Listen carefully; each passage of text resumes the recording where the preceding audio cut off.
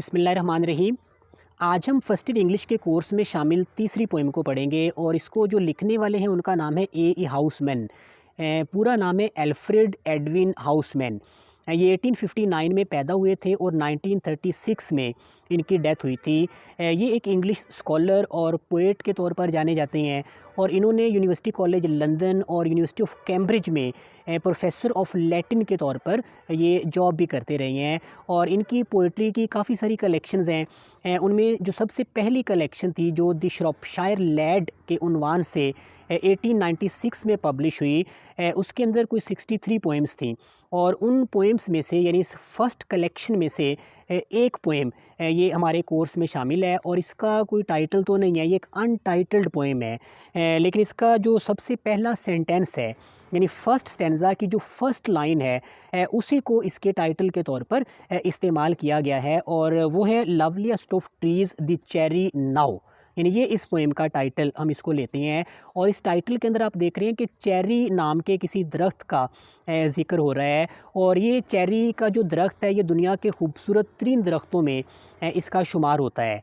ये आप स्क्रीन के ऊपर कुछ तस्वीरें देख रहे हैं। ये जो दरख्त है इसके अंदर बहुत सारी वैरायटी है, इसकी कहते हैं कोई सैकड़ों के हिसाब से इसकी किस्में हैं और इनके ऊपर जो फूल लगते हैं वो वाइट कलर के भी होते हैं, वाइटिश पिंक यानी हल्के पिंक कलर के भी होते हैं, डार्क पिंक कलर के भी होते हैं और इनके फूलों की फिर आगे पत्तियों के हिसाब से भी काफ़ी सारी वैरायटीज़ हैं। यानी एक सिंगल ब्लॉसम्स होते हैं, वो 4-5 पत्तियों का एक फूल होता है, फिर सेमी डबल ब्लॉसम्स होती हैं, फिर डबल ब्लॉसम्स होते हैं, उसके अंदर को 50 पत्तियां होती हैं एक फूल के अंदर। मतलब फूलों में भी बड़ी वैरायटी है और इसके ऊपर जो फल लगता है जिसको हम चेरी कहते हैं वो चेरी भी ब्लैक कलर का भी होता है, वो येलो कलर का भी होता है, रेड कलर का भी होता है। यानी ये जो दरख्त है ये एट अ टाइम ये एक फ्रूट ट्री भी है और एक ऑर्नामेंटल ट्री भी है। इसको खूबसूरती के लिए भी ये बहुत ज़्यादा मशहूर है और दुनिया के बहरहाल खूबसूरत दरख्तों में इसका शुमार होता है। लेकिन ये जो ए हाउसमैन है इन्होंने तो इसको दुनिया का सबसे ज़्यादा खूबसूरत जो दरख्त है वो डिक्लेयर कर दिया है।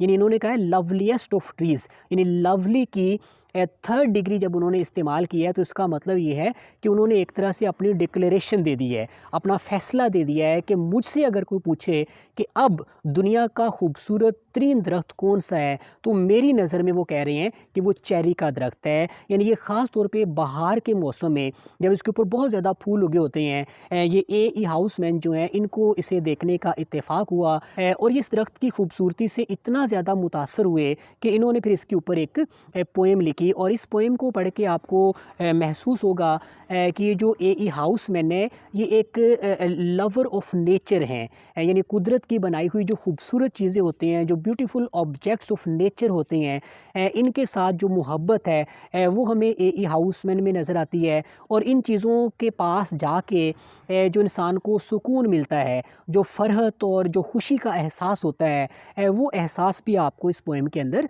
नज़र आएगा। तो अभी हम इसको रीड करते हैं और बाकी फिर इंशाल्लाह बाद में और भी बात करेंगे। देखें इसकी सबसे पहली लाइन को देखें, a loveliest of trees the cherry now. ये तो इसका टाइटल भी है और इसकी सबसे पहली लाइन भी है कि दुनिया का सबसे जो खूबसूरत दरख्त है वो चेरी का दरख्त है और is hung with Bloom along the बाउ। यानी दूसरी लाइन को देखें, हंग से मुराद है कि अटा हुआ है, भरा हुआ है और ब्लूम फूलों को कहते हैं और अलॉन्ग द बाउ यानी इसकी जो शाखें हैं उनके ऊपर इतने ज़्यादा फूल उगे हुए हैं कि वो शाखें अटी हुई हैं, बिल्कुल भरी हुई हैं, बल्कि इन फूलों के वज़न की वजह से वो नीचे को झुकी भी हुई हैं। यानी इतना ज़्यादा ये जो दरख्त है ये आजकल अपने जोबन के ऊपर है। यानी ये जो ए हाउसमैन है ये इस दरख्त को जिन दिनों में देख रहे हैं वो बाहर का सीज़न है, स्प्रिंग सीज़न चल रहा है और उन दिनों में इस दरख्त के ऊपर बहुत ज़्यादा फूल उगे हुए हैं और इसकी खूबसूरती जो है वो आप ऐसे ही समझ लें कि अपने पूरे अरूज पर है। तो वो कहता है कि फूलों के साथ इसकी शाखें बिल्कुल भरी हुई हैं and stands about the Woodland ride. और ये खड़ा है, कहाँ पर खड़ा है? वुडलैंड, जंगल को कहते हैं। राइड से मुराद वैसे तो राइडिंग घुड़सवारी करना, तो जंगल की तरफ आप घुड़सवारी करते हुए या जो ट्रैक बना हुआ है जंगल की तरफ जाने का जो रास्ता है उस रास्ते पर ये दरख्त खड़ा है और wearing white for Eastertide, इसने सफ़ेद रंग का लिबास पहना हुआ है ईस्टर के टाइड के लिए, यानी ईस्टर के त्यौहार के लिए, ईस्टर को सेलिब्रेट करने के लिए। ये ईस्टर आप शायद जानते होंगे कि ये क्रिश्चियंस का एक त्यौहार है, जो हज़रत ईसा अलैहिस्सलाम की रिसरेक्शन जो हुई थी। यानी ये क्रिश्चियंस मानते हैं कि जब उनको क्रूसीफाई किया गया था, उनको सूली पे चढ़ाया गया था, तो उसके 3 दिनों के बाद वो इस दुनिया में दोबारा से तशरीफ़ लेके आए थे, और उसके बाद उनका जो मिशन अधूरा रह गया था, उस मिशन को उन्होंने मुकम्मल किया। और उनकी ये जो दोबारा से दुनिया में आमद हुई थी, उसकी याद में ये जो त्यौहार है इसको सेलिब्रेट किया जाता है। ये अप्रैल के महीने में आम तौर पे ये आता है, इसका कोई फ़िक्स कोई दिन नहीं होता। ये चाँद की जो मूवमेंट है उसके साथ भी इसका कोई कनेक्शन है, उसके हिसाब से, यानी जब चाँद नज़र आता है अप्रैल के महीने में पहला, तो उसके बाद फिर डिसाइड किया जाता है कि ये कब सेलिब्रेट किया जाएगा। तो ये ईस्टर का जो त्यौहार होता है, इस त्यौहार में ये ख़ास बात है कि जो क्रिश्चियंस होते हैं वो सारे प्रेफर करते हैं कि वो वाइट कलर का जो लिबास है इसको पहने। और ये लिबास वाइट कलर आप जानते हैं कि संजीदगी और मतानत की एक तरह से अलामत होता है। तो ये जो त्यौहार है ये आप ऐसे ही समझ लें कि खुशी और दुख के मिले जुले जज्बात के साथ मनाया जाता है। दुख इस बात का होता है कि हज़रत ईसा अलैहिस्सलाम को क्रूसीफाई किया गया था, उनको सूली पे चढ़ाया गया था, और इंसानों के गुनाहों की जो सज़ा है वो ईसा अलैहिस्सलाम को मिली थी। लेकिन खुशी इस बात की भी होती है कि हज़रत ईसा अलैहिस्सलाम की क्रूसीफिकेशन के बाद ये माना जाता है कि उन्होंने क़यामत तक आने वाले जो क्रिश्चियंस हैं उनको एक तरह से उनकी मग़फ़िरत करवा ली है, उनकी बख्शिश करवा ली है। तो इस तरह से वो इस त्यौहार को खुशी के साथ भी सेलिब्रेट करते हैं, और दुख की फीलिंग्स भी होती हैं कि उनकी क्रूसीफिकेशन हुई थी। तो इस तरह वो सफ़ेद रंग का, वाइट कलर का जो लिबास है उसको पहनना, इसको प्रेफर करते हैं जो क्रिश्चियंस होते हैं। और एक चीज़ आप ये भी समझ लें कि मैंने आपको बताया था कि जो पोएट होते हैं इनके यहाँ एक आदत होती है कि ये बाज़-औक़ात जो नॉन ह्यूमन जो ऑब्जेक्ट्स होते हैं, जो ऐसी चीज़ें होती हैं जो इंसान नहीं होती, लेकिन उनके बारे में बात इस तरह से कर रहे होते हैं कि जैसे वो कोई इंसान है, जैसे वो इंसानों की तरह बिहेव करती हैं, इंसानों की तरह वो हंसती हैं, रोती हैं, महसूस करती हैं, इंसानों की तरह वो लिबास पहनती हैं, मुख्तलिफ़ त्योहारों को सेलिब्रेट करती हैं, वगैरह वगैरह। यानी ये जो चेरी का दरख्त है, अब ये कोई इंसान तो नहीं है, लेकिन पोएट इसके बारे में इस तरह से बात कर रहा है कि जैसे ये भी एक इंसान है, ये क्रिश्चियन है, और इसने सफ़ेद रंग का लिबास पहना हुआ है ईस्टर के त्यौहार को सेलिब्रेट करने के लिए।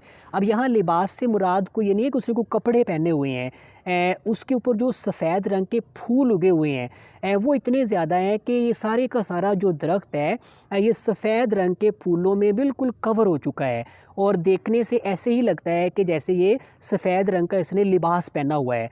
और इत्तेफाक ये होता है कि जब ईस्टर का त्यौहार आता है, ये अप्रैल के महीने में मैंने आपको बताया है, उसके बिल्कुल आगाज़ में होता है, और यही वो दिन होते हैं जब बहार का मौसम भी शुरू हो रहा होता है और दरख्तों के ऊपर नए फूल उग रहे होते हैं। तो ये जो चेरी का दरख्त है इसके ऊपर भी चूँकि बहुत ज़्यादा फूल उगे हुए हैं सफ़ेद रंग के, सारा इसको कवर किया हुआ है, और उधर से ईस्टर का त्यौहार भी करीब ही है। तो ऐसे लग रहा है कि जैसे ये जो दरख्त है ये भी ईस्टर के त्यौहार को सेलिब्रेट कर रहा है। ये भी यसू मसीह अलैहिस्सलाम की जो रिसरेक्शन हुई थी उसकी याद में इसने भी सफ़ेद रंग का लिबास पहन के एक बड़ी संजीदगी और मतानत के साथ ये खड़ा है। तो अब ये दरख्त के साथ इस तरह, दरख्त के बारे में इस तरह से बात करना कि वो भी ईस्टर को सेलिब्रेट कर रहा है, उसने भी सफ़ेद रंग के कपड़े पहने हुए हैं, इसको पर्सोनिफिकेशन कहते हैं। यानी ये दरख्त ये कोई पर्सन नहीं है, लेकिन पोएट इसको पर्सन बना रहा है, इसको पर्सोनिफाई कर रहा है, यानी इसके बारे में इस तरह से बात कर रहा है जैसे कि ये कोई इंसान है और इंसानों की तरह बिहेव कर रहा है। तो इसको पर्सोनिफिकेशन कह देते हैं। ये एक टेक्निकल टर्म है, और इसके ऊपर मैंने एक अलहदा से वीडियो भी बनाई हुई है। हम पिछली वीडियोस में भी इसको डिस्कस कर चुके हैं, नीचे डिस्क्रिप्शन में लिंक मौजूद है, आप वहाँ से जाके पर्सोनिफिकेशन पर जो मैंने वीडियो बनाई है उसको ज़रूर देख लें। इससे यह है कि आपको इस टर्म के बारे में सारी बातों की समझ आ जाएगी। तो ये जो पहले स्टैंज़ा की चौथी लाइन है इसके अंदर हम क्या देख रहे हैं, पर्सोनिफिकेशन देख रहे हैं। और पर्सोनिफिकेशन किस चीज़ की है कि चेरी का जो दरख्त है उसको पोएट ने पर्सोनिफाई किया है, जब वो उसके बारे में ये बात कर रहा है कि उसने सफ़ेद रंग का लिबास पहना हुआ है क्रिसमस के त्यौहार को सेलिब्रेट करने के लिए। That is personification. तो ये आप इसको याद रखना, ये एक शॉर्ट क्वेश्चन के तौर पे भी आपसे पेपर में पूछा जा सकता है। तो ये पहला स्टेंजा यहाँ पे ख़त्म हो गया।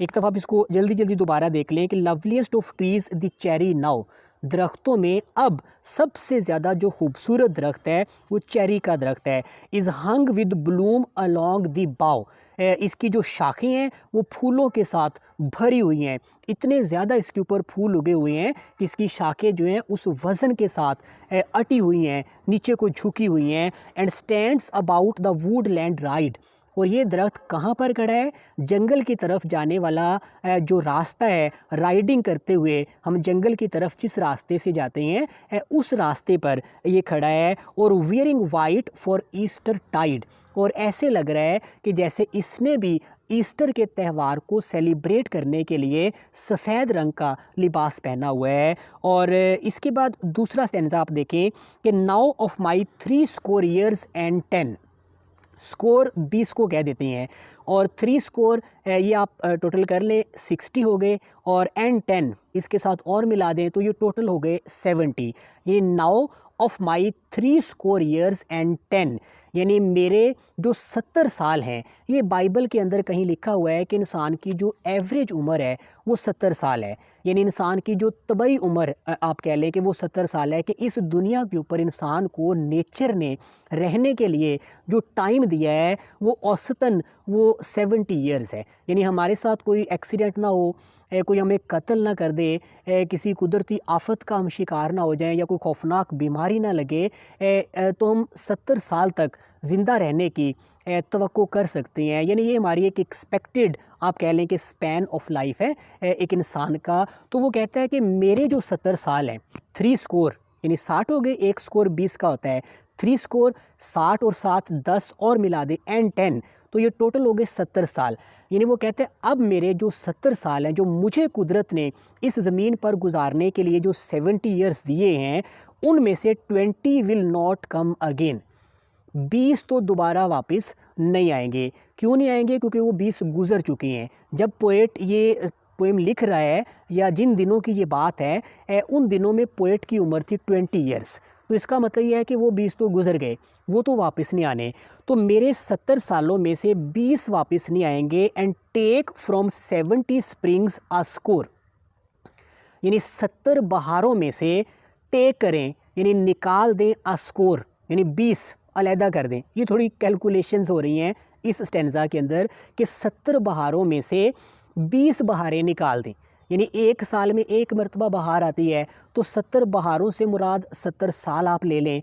तो 70 सालों में से 20 अगर अलहदा कर दें तो इट ओनली लीव्स मी 50 मोर, तो मेरे पास जो बाकी बचते हैं वो सिर्फ 50 हैं। यानी 20 गुजर गए और बाकी मेरे पास 50 रह गए। तो ये जो दूसरा स्टैंजा है इसके अंदर ये इस तरह का थोड़ा हिसाब किताब है। एक दफ़ा दोबारा देख लें कि now of my 3 score years and 10, अब मेरे जो 70 साल हैं, यानी 3 स्कोर 60 एंड 10 10 और मिला के 20 विल नॉट कम अगेन, उनमें से 20 तो दोबारा वापस नहीं आएंगे। And take from 70 springs a score, और 70 बहारों में से एक स्कोर यानी 20 बहारें अगर निकाल दें तो इट ओनली लीव्स मी 50 मोर, तो मेरे पास सिर्फ 50 जो हैं वो बाकी बचती हैं। यानी मेरी ज़िंदगी के अब 50 साल बाकी रह गए हैं, मेरी जो तबई उम्र है वो 50 साल बाकी रह गई है। लिहाजा and since to look at things in Bloom, तीसरे स्टेंजा की पहली लाइन देखें कि चूँकि, सिंस का यहाँ पे मतलब है चूँकि, to look at things in bloom, चीज़ों को देखने के लिए, इन ब्लूम पूरे जोबन पर, पूरे अरूज पर चीज़ों को देखने के लिए 50 स्प्रिंग्स आर लिटिल रूम, 50 जो बहारें हैं ये लिटिल रूम, यानी बड़ा थोड़ा टाइम है, बड़ा थोड़ा पीरियड है। यानी 50 साल इतने ज़्यादा नहीं है कि चीज़ों को पूरे अरूज पर, पूरे जोबन पर देखा जा सके। यानी ये जो दुनिया है, ये जो कायनात है अल्लाह ताला की बनाई हुई, इसके अंदर इतनी ब्यूटी है, इतने ब्यूटीफुल ऑब्जेक्ट्स हैं, और उनके ऊपर जब जोबन आता है और वो इतनी ज़्यादा तादाद में है कि इंसान के पास जो उम्र है वो तो बहुत थोड़ी है। मेरे तो सिर्फ 50 साल बाकी रह गए हैं, 20 पहले वाले तो एक तरह से मैंने ज़ाया कर दिए, मुझे पता ही नहीं चला कि कुदरत की बनाई हुई खूबसूरती को देखना चाहिए, इसको ऑब्ज़र्व करना चाहिए, इसका मुशाहिदा करना चाहिए। इसमें से जो सुकून मिलता है इंसान को, जो खुशी और इत्मीनान मिलता है, उसको हासिल करना चाहिए। वो 20 साल तो मुझे पता ही नहीं चला वो गुज़र गए, अब 50 बाकी रह गए हैं और ये 50 साल बड़े थोड़े हैं। इतनी खूबसूरती है इस कायनात में, इस दुनिया में, कि उसको देखने के लिए ये 50 साल बहुत थोड़े हैं। लिहाजा मैंने अब एक फ़ैसला कर लिया है, और वो फ़ैसला क्या किया है, आखिरी 2 लाइन्स में वो बता रहा है। वो देखिए, about the woodlands I will go. जंगल की तरफ जाने वाला जो रास्ता है, मैं उधर को जाऊंगा। To see the cherry hung with snow. Cherry के दरख्त को देखने के लिए जो बर्फ़ के साथ अटा हुआ है, यानी ये जो दरख्त है इसके ऊपर एक तो सफ़ेद रंग के फूल लगते हैं, और जब बर्फ़बारी का सीज़न आता है, उन फूलों के ऊपर जब सफ़ेद रंग की बर्फ़ भी पड़ जाती है, तो फिर ये सारे का सारा जो दरख्त है बिल्कुल ही वाइट हो जाता है, और वो जो मंज़र होता है वो भी बहुत खूबसूरत मंज़र होता है। तो वो कहता है कि इतना खूबसूरत जो मंज़र है, मैं इसको हमेशा मिस करता आया हूँ। 20 साल मैंने अपने ज़ाया कर दिए हैं, लेकिन अब मैंने फ़ैसला किया है कि जो मर्ज़ी हो जाए, 50 साल जो बाकी रह गए हैं, अगरचे ये बहुत थोड़े हैं, लेकिन मैंने फ़ैसला किया है कि मैं अपने इस टाइम को, इन 50 सालों को ज़ाया नहीं करूँगा। और हर साल जब भी बाहर का सीज़न आएगा और जब भी बर्फ़बारी का मौसम आएगा, चेरी के दरख्त की जो खूबसूरती है, इसको देखने के लिए मैं जंगल की तरफ ज़रूर आया करूँगा, और आइंदा से मैं इस मौके को मिस नहीं करूँगा, और इस खूबसूरती को एंजॉय करूँगा। और कुदरत की बनाई हुई ये जो एक ब्यूटीफुल ऑब्जेक्ट है, ये जो कुदरत की एक नेमत है, ये जो ब्यूटी है, ये जो खूबसूरती है, इसका लुत्फ़ लूँगा, इससे सुकून हासिल करूँगा, इससे इत्मीनान हासिल करूँगा।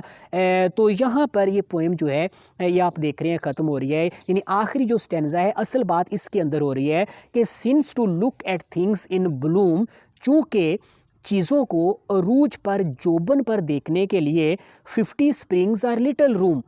50 जो बहारें हैं, यानी 50 जो साल हैं, वो बहुत थोड़े हैं। लिहाजा about the woodlands I will गो। मैंने फ़ैसला किया है कि मैं जंगल की तरफ जाऊंगा। To see the cherry hung with snow.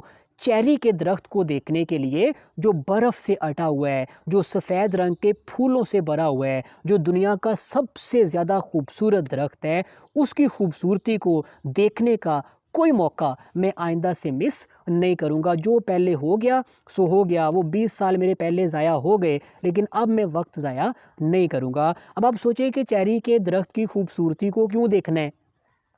ये उसको देखने से क्या होगा? उसको देखने से ये होगा कि इंसान को सुकून मिलता है, इंसान को इत्मीनान मिलता है। अल्लाह ताला ने जितनी भी चीज़ें इस दुनिया में, इस कायनात में तख्लीक की हैं, इंसान के लिए हैं। तो इंसान के लिए इन चीज़ों के अंदर अल्लाह ताला ने इतना सुकून, इतना इत्मीनान, इतनी फ़रत रखी है कि अगर हम कुछ वक्त अपनी मसरूफ़ ज़िंदगी में से निकाल सकें और इन चीज़ों के साथ कुछ वक्त गुजार सकें, फ़ितरत की, नेचर की कंपनी में कुछ टाइम गुजार सकें, तो आप देखेंगे कि आपके अंदर ज़हनी तौर पर, रूहानी तौर पर आपको कितना ज़्यादा एक खुशी का एहसास होगा। एक ऐसी फ़ीलिंग्स का आप तजुर्बा करेंगे, जो फ़ीलिंग्स शायद आप एक मसनूई सी दुनिया में, जो इंसानों की बनाई हुई जो चार दीवारियाँ हैं, जो एक ऐसी दुनिया है जो नेचर से बिल्कुल हट के है, जो एक आर्टिफिशियल दुनिया है, जो एक मसनूई दुनिया है, उस दुनिया के अंदर शायद वो फीलिंग्स हमें नहीं मिलती, जो इस तरह की चीज़ों की कंपनी में जाके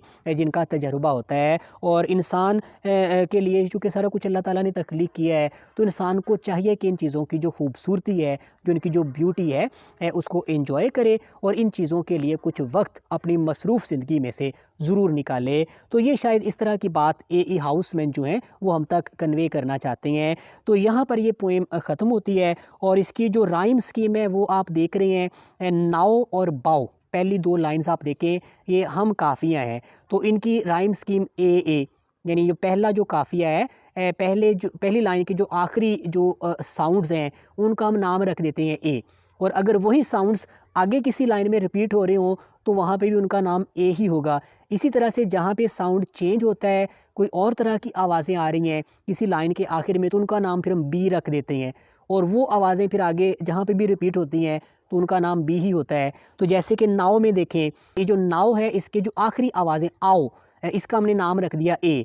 और इसी तरह से यही वाली आवाज़ बाओ दूसरी लाइन का जो आखिरी वर्ड है उसके आखिर में भी आ रही है, तो वहाँ पे भी उसका नाम ए ही होगा। तो पहली जो 2 लाइन्स हैं इनकी राइम स्कीम होगी ए। तीसरी लाइन में आप देखिए राइड, अब इसमें जो आखिरी आवाज़ें हैं वो है आइड, तो इसका नाम हम बी रख देते हैं। और यही वाली आवाज़ आप चौथी लाइन में भी रिपीट होती देख रही हैं जब लिखा है टाइड, यानी ये आखिरी वर्ड है चौथी लाइन का। तो राइड और टाइड ये दोनों हम काफ़ियाँ हैं, तो जो आवाज़ राइड के आखिर में है वही टाइड के आखिर में है। तो राइड के आखिर में जो आवाज़ थी उसका नाम हमने बी रखा था, तो टाइड के आखिर में जो आ रही है उसका नाम भी बी ही रखेंगे। तो ए बी, यानी ये पहला जो स्टैंजा है उसकी ये राइम स्कीम बन गई ए और बी। इसी तरह से दूसरे स्टैंजा में देख लें, 10 और अगेन। ये पोइट्री में थोड़ा सा इस चीज़ की कंसेशन होती है कि हम काफ़िया बनाने के लिए बाज़ औक़ात प्रोनंसिएशन पे थोड़ा सा कॉम्प्रोमाइज़ किया जाता है। वैसे हम अगेन पढ़ते हैं, लेकिन अगर इसको 10 के साथ हम इसका काफ़िया बनाएं तो इसको अगेन पढ़ देंगे। तो 10 और अगेन, ये ए इसका नाम रख लेते हैं। स्कोर और मोर, अब इन दोनों की आवाज़ें भी सेम है तो इनका नाम बी रख लेते हैं। तो दूसरे स्टैंजा की भी यही राइम स्कीम है। और तीसरे में देखें ब्लूम और रूम, ये ए दोनों का नाम हो गया। और गो और स्नो, ये जो तीसरी और चौथी लाइन का स्टैंजा है, मतलब जो राइम स्कीम है वो उसका मतलब बी नाम रख रहे हैं। तो ए बी, जो तीसरा स्टैंजा है इसकी जो राइम स्कीम है वो भी ए और बी, यानी पूरी जो पोएम है इसकी जो राइम स्कीम है वो ए बी, ये आप जहन में रखिएगा। इसके बारे में इंशाल्लाह आगे चल के कुछ टेक्निकल चीज़ें और भी आपको बताएंगे। तो बहरहाल यहाँ पे ये पोएम ख़त्म हो गई और बिल्कुल सिंपल सी लैंग्वेज, तो इसकी कोई मुश्किल नहीं है, ना ही इसके अंदर कोई बहुत ज़्यादा मुश्किल अल्फाज इस्तेमाल हुए हैं। तो पेपर के पॉइंट ऑफ व्यू से जब आपने इसको तैयार करना है तो पहली चीज़ तो इसकी करेक्ट इन्फॉर्मेशन। अब इसमें अगर आपके पेपर में MCQs बनाए जाएँ तो वो किस किस्म के हो सकते हैं। एक तो ये होगा कि the tree of cherry is the loveliest in dash, और नीचे 4 ऑप्शंस होंगे। तो पोएम आपने पढ़ी है तो आपको अंदाज़ा हो ही चुका है कि शायर किस मौसम में चेरी के दरख्त की खूबसूरती की बात कर रहा है, तो वो स्प्रिंग सीज़न की बात कर रहा है। तो स्प्रिंग वाला जो ऑप्शन होगा इसको आपने ठीक कर देना है। और दूसरा ये बन सकता है कि with what is the cherry tree covered, cherry का जो दरख्त है वो किस चीज़ से कवर्ड है। तो अब इसमें वैसे स्नो भी आ सकता है, अगर तो बर्फ़बारी का सीज़न चल रहा है तो बर्फ़ उसके ऊपर पड़ी होती है। और अगर नॉर्मल सीज़न है तो उसमें वाइट फ्लावर्स, इसमें ऑप्शन ठीक हो सकता है। और उसके बाद Easter is a festival of dash, तो ये आपको पता चल गया क्रिश्चियंस, इसका ऑप्शन होगा। और 3 स्कोर ईयर्स एंड 10 आर, ये कितने हो गए, एक स्कोर चूँकि 20 का होता है तो ये सारे टोटल करें तो 70 ईयर्स बनते हैं। और how many years of the poets life would not come again, कितने साल शायर की ज़िंदगी के दोबारा वापस नहीं आएंगे। तो ये आखिरी स्टैंजा में हमने पढ़ा कि 20 विल नॉट कम अगेन, वो कहता है कि 20 साल मेरे गुजर चुके हैं। तो इस तरह के ये MCQs इस पोएम में से बनाए जा सकते हैं, बिल्कुल सिंपल हैं। और सिनोनिम्स की बात करें तो कोई ज़्यादा मुश्किल अल्फाज तो इसमें नहीं है, लेकिन फिर भी एक लफ्ज़ इसमें आया हंग, इसके सिनोनिम्स कवर्ड एक होता है, एक लेडन होता है, लोडेड होता है, हैवी होता है, यानी भरा हुआ है, अटा हुआ है ये फूलों के साथ। तो इस तरह के इसके सिनोनिम्स होंगे। और ब्लूम फूलों को कह देते हैं, और फूलों के लिए एक लफ्ज़ फ्लावर्स भी इस्तेमाल होता है, ब्लॉसम्स भी इस्तेमाल होता है, तो ये इसके सिनोनिम हो गए। और वुडलैंड, ये जंगल को भी कह देते हैं, और वुड्स भी सिर्फ इस्तेमाल होता है, और फॉरेस्ट भी आपको पता है जंगल को ही कहते हैं।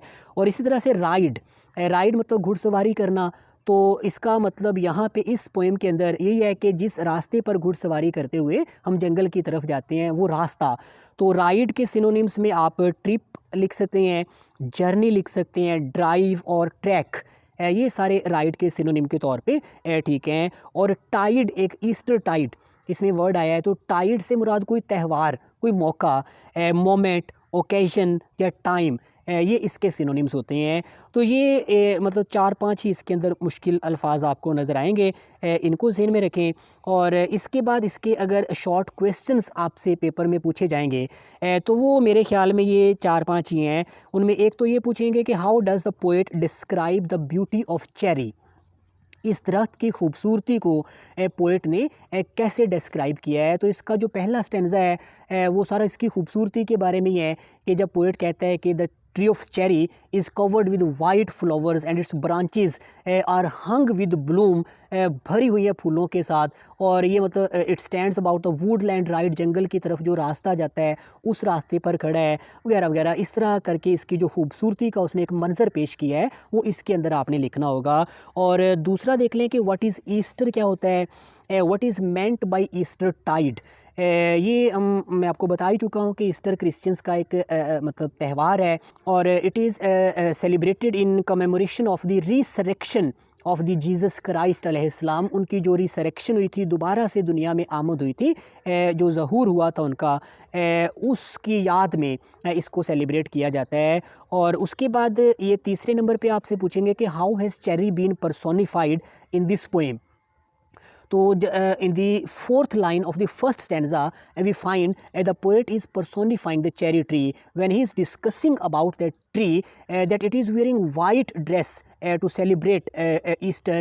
तो दिस इज़ कॉल्ड पर्सोनिफिकेशन, यानी जब एक नॉन ह्यूमन ऑब्जेक्ट को एक ह्यूमन बीइंग के तौर पर ट्रीट किया जाता है तो उसको पर्सोनिफिकेशन कहते हैं। तो ये आप इसके अंदर लिख देंगे। और चौथे नंबर पे आपसे पूछेंगे why does the poet decide to go to the jungle, शायर क्यों फ़ैसला करता है कि वो जंगल की तरफ जाएगा। या ये क्वेश्चन ऐसे भी आ सकता है कि what is the poet trying to say in the last stanza of the poem, यानी ये इस पोएम का सबसे अहम क्वेश्चन मेरा ख्याल है यही वाला है कि आखिरी स्टेंजा में उसने कौन सी बात की है, और जो आखिरी स्टेंजा में बात की है वही सबसे अहम बात है। और वो यही है कि उसने मतलब इस चीज़ का एतराफ़ किया कि I have wasted almost 20 years of my life without observing, without taking advantage of the beautiful sights of nature। मैंने वो 20 साल अपने ज़ाया कर दिए, but now I have resolved, I am determined to utilize the remaining 50 years of my life, and I will not waste this time, and about the woodland I will go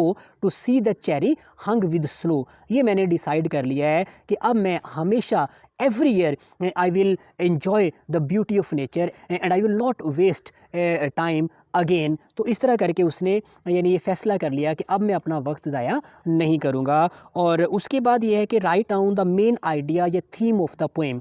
ये भी इसमें भी वैसे जो चौथे क्वेश्चन का answer होगा उसी से मिलता जुलता आंसर इसका होगा कि इस पोएम का थीम क्या है, इसका मेन आइडिया क्या है। तो वो यही है कि शायर का जो लव ऑफ नेचर है, जो फितरत के साथ जो इसकी मोहब्बत है, वो हमें इस पोएम के अंदर नज़र आई है। शायर ख़ुद भी ये समझता है कि इंसान को ये जो नेचर है इससे ज़्यादा से ज़्यादा लुत्फ़ हासिल करना चाहिए। इसके अंदर जो अल्लाह ताला ने इंसान की तस्कीन का जो सामान रखा हुआ है, जो इंसान के लिए अल्लाह ताला ने जो बेनिफिट्स रखे हुए हैं, इंसान को उन्हें हासिल करना चाहिए। तो शायर को लगता है कि उसे भी अपनी ज़िंदगी के अंदर इन चीज़ों को अप्लाई करना चाहिए, इस चीज़ को समझना चाहिए, इसका इदराक करना चाहिए।